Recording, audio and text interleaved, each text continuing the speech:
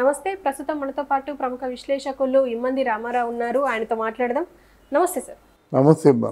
Sir, కల్కి గురించి అంటే ఇంతకు ముందు మీరు చెప్పినట్టుగా 1000 కోట్లు దాటేసింది. సో మీరు ఏం చెప్తారు సార్? నాకు చాలా ఆనందంగా ఉందమ్మా. ఎందుకంటే నాగశ్విన్ అనే వ్యక్తి ఎవరో నాకు తెలియదు. కేవలం on the base of cinema just I narrated all the entire story. ఒకటి అందులో బాగా తెలివితేటలు ఎక్కడ నాకు బాగా కనిపించాయంటే, సోషలైజేషన్ చేస్తారు కానీ ఇంత అందంగా ఎవరు చేయలేరు. పూలదండలు అందరూ గుచ్చుతారమ్మా. కొన్ని దండలు చూస్తే చాలా అద్భుతంగా కనిపిస్తాయి. ఎందుకంటే ఆ పువ్వుల కూర్పులోనే అంతా ఉంది మాట. అలా దండలు చేసేవాళ్ళు చాలా ఎక్కువ అమౌంట్ ఇస్తారు. చేసేసి ఆ చెంకా అంటించడం కానీ ఏదో తీగలు అంటించడం కానీ చాలా కలర్ఫుల్గా ఉంటుంది. అందులో పెళ్ళిళ్ళలో ఆ లైట్లో చూసేసరికి ఎవరు ఇంత బాగా తయారు చేశారు పెళ్లి దండలు అనుకుంటాం కదా. అలాగే సినిమాలో కూడా ఏంటంటే, నేను ఒక టెక్నీషియన్గా చెప్పాను. నేను 3 సినిమాలు చేసిన డైరెక్టర్ని. ఇప్పుడు నాగార్జున కూడా బహుశా 3 సినిమాలు చేసి ఉంటాడు. ఎందుకంటే అక్కడ ఎవడే సుబ్రహ్మణ్యం ఒకటి, అదేనా, రెండోది ఏంటంటే మహానటి, మూడోది మాట. టెక్నీషియన్ ఇది తెలుస్తుంది. ఆయన టెక్నీషియన్ కమ్ రచయిత కనుక మంచి కథ ఎంపిక చేశాడు, మంచి బాగా ఆవిష్కరించాడు. ఇంతవరకు నెంబర్ 1, నెంబర్ 2, నెంబర్ 3 3 కూడా రాజమౌళి గారే. అయితే ఇప్పుడు నెంబర్ 1 రాజమౌళి అయితే నెంబర్ 2గా నిలిచారన్నమాట. అది చాలా గొప్ప విశేషం. అందుకని నా బాగా ఎనలైజ్ చేసే చెప్పాను. ఈ సినిమాకి అసలు ఫస్ట్ డే ఎంత ఘోరం, ఎంత మోసం జరిగింది తెలుసా? అంటే మిడ్ నైట్ నుంచి టాక్ మారిపోయిందని ప్రచారాలు చేశారు చాలామంది. అయ్యో మంచి సినిమా పాడైపోతుందిరా అని నాకు అనిపించేసి దాని గురించి 2-3 సార్లు చెప్పానమాట. నాగశ్విన్ నాగశ్విన్ నాగశ్విన్ ఆయనే హీరో దీనికి. అంటే ప్రభాస్ హీరో అయినప్పుడు కూడా మరి రాధేశ్యామకు కూడా ప్రభాస్ హీరో కదా, ఆదిపురుషుకు కూడా ప్రభాస్ హీరో కదా. దాన్ని రంజింపజేస్తేనే ఆ హీరో కూడా ఎలివేట్ అవుతాడు. కానీ చాలామంది నష్టపోతారని చెప్పేసి చాలా వార్నింగ్లు ఇచ్చారు. మనం చెప్పాం, చూడండి వారం తిరగకుండా 500 కోట్ల క్లబ్లో చేరుతుంది. సరిగ్గా ఈ సినిమా నాకు ఎందుకో అంటే ఓవర్సీస్ మార్కెట్ కూడా బాగా చేసుకొని 1000 కోట్ల క్లబ్లో చేరుతుంది అని చెప్పేసి చెప్పడం జరిగింది. దానికి చెప్పాలి మీకు. ఆ రోజు నైట్ నాకు వచ్చే మెసేజ్లు, ఎంత తీసుకొని చెప్పావు, బాధ కలిగింది నాకు. ఎంత తీసుకొని చెప్పావు, అశ్విని దత్తు నీకు ఏమైనా దగ్గర తెలుసా, పాతవాడివి కదా, ఇలా రకరకాల నీకు ఎంత ప్యాకేజీ ఇచ్చారు అంటే పెద్దవాళ్ళు చెప్తే ఏదో నిజం అయిపోతుందని మీరు భ్రమపడుతున్నారు. ఇలా కామెంట్లు చేస్తే మనం కామెంట్లు ఎప్పుడు చూడం. ఎందుకంటే మనం చెప్పదలుచుకుని చెప్తాము. అది నిజమైతే వాళ్ళ దృష్టిలో గౌరవనీయంగా ఉంటాము. నిజం కాకపోతే మనం వీడియోలు అవి చూడరు కదా, అదే తీసిరా అంటారన్నమాట. అందువల్ల మన మన ధర్మం మనం నిర్వర్తించుకున్నాం. ఇందులో ప్రభాస్ అంటే ఆ బాహుబలిలో కూడా ఆయనే ప్రపంచంలో నెంబర్ 1 స్టారు. ఇప్పుడు కల్కి కూడా నెంబర్ 1 స్టార్ అవుతారు. స్టార్ అవ్వడం చాలా ఆనందంగా ఉంది. ఈరోజు ప్రభాస్ పాన్ ఇండియా స్టార్లో నెంబర్ 1గా మళ్ళీ వచ్చేసాడన్నమాట.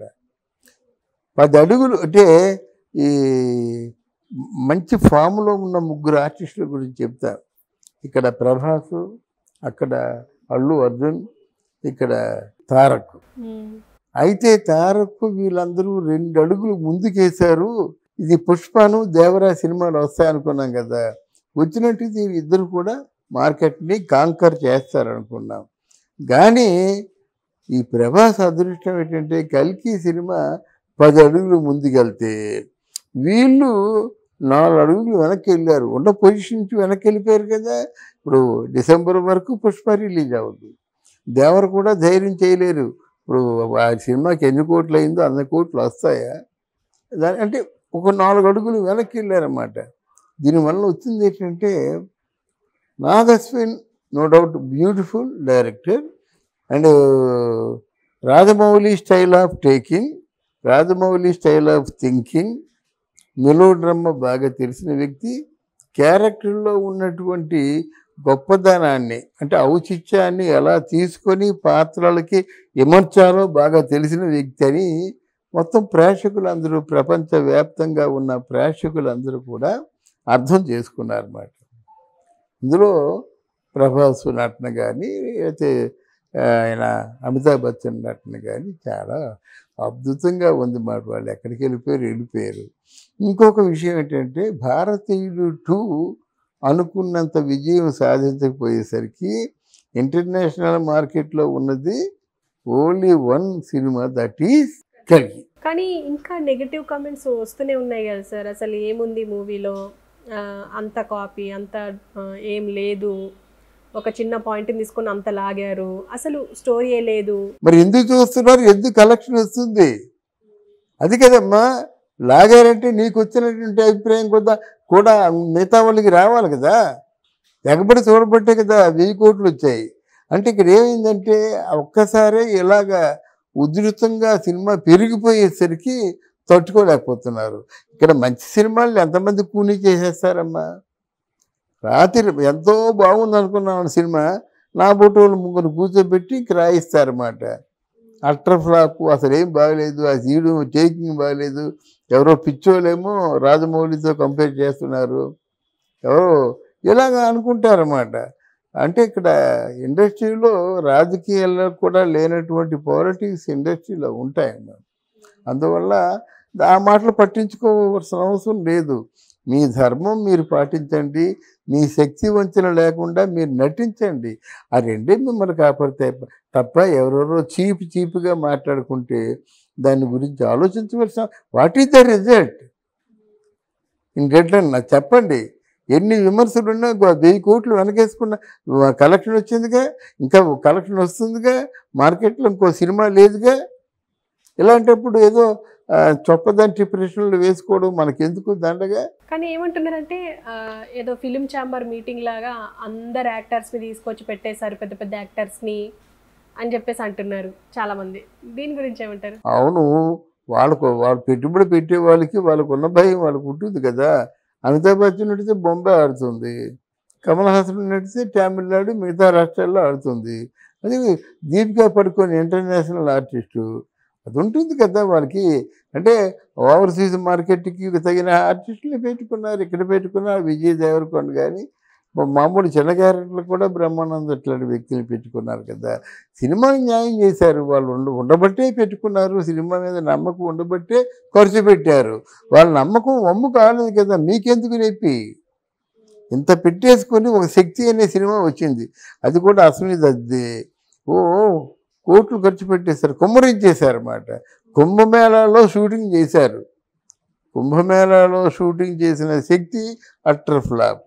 దాని గురించి మాట్లాడండి, డైరెక్టర్ ఏం తప్పులు చేశాడో మాట్లాడండి, లేకపోతే కథలో ఏ లోపాలు ఉన్నాయో చెప్పండి, ఆ ప్రొడ్యూసర్లు ఏ లోపాలు ఉన్నాయో చెప్పండి. అంతేగాని ఫస్ట్ క్లాస్లో ఐఐటి ఫస్ట్ క్లాస్లో పాస్ అయిపోయి అటు మంచి బ్రహ్మాండమైన జాబ్ వచ్చి నెలకొక 5 లక్షలు తీసుకుంటుండి వచ్చేసి ఇలా రాసుంటే బాగుంటుంది పరీక్ష, అలా రాస్తే ఇంకా బాగుంటుంది. ఇది ఎందుకయ్యా? కల్కి సూపర్ హిట్, మిగిలినది గ్రాంటెడ్. పెద్దవాళ్ళు ఏముంటారండి, సినిమా పండిత్ మా పెద్దవాళ్ళతో మేము మసలాం కనుక గొప్ప సినిమాలు కమర్షియల్ సినిమాలు ఏమి ఉండవమ్మా. జనం మెచ్చిందే మంచి సినిమా, జనం చీత్కారం అంటే తిరస్కరించిందే చెడ్డ సినిమా. అంతే, మంచి సినిమా చెడ్డ సినిమా అని రెండే ఉంటాయి కానీ